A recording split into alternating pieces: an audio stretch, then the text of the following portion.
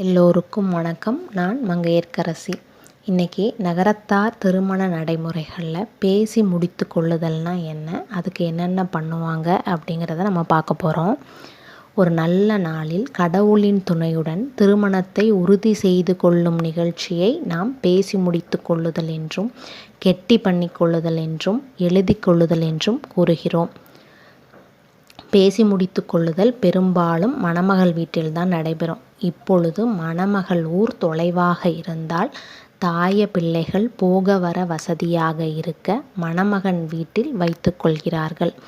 முன்னர் பேசி முடித்து கொண்டு ஒரு சில மாதங்களுக்கு பின் திருமணம் நடைபெறும். ஆனால் இப்பொழுது உறவினர்களின் வசதி, காலம், செலவு கருதி திருமணத்தை ஒட்டி, அதாவது திருமணத்திற்கு முதல் நாளோ அல்லது 2 நாள் முன்போ வைத்து கொள்கிறார்கள். பையனுடைய பெற்றோர் தாய பிள்ளைகளை அழைத்து கொண்டு பங்காளிகளுடன் வந்து மஞ்சள், வெற்றிலை பாக்கு, பூ உள்ளிட்ட 16 அல்லது 11 என்ற எண்ணிக்கையில் பொருட்களை கொண்டு வருவார்கள்.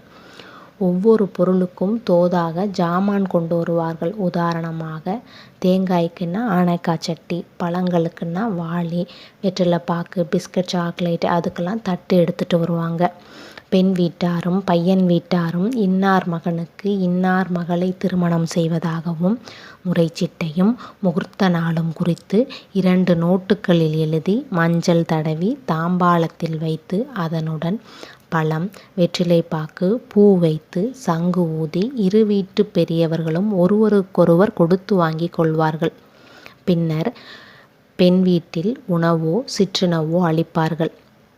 பெண் வீட்டாரிடம் பிள்ளை வீட்டார் சொல்லிக் கொள்ளும் பொழுது விழாவில் வந்து கலந்து கொண்டு சிறப்பு செய்தமைக்காக ஏதேனும் சாமான் கொடுத்து வழி அனுப்புவார்கள். பிள்ளை வீட்டில் நெருங்கிய உறவினர்களுக்கு முறைச்சிட்டையில் உள்ளது போல் பெண் வீட்டார் முறை கொடுப்பார்கள்.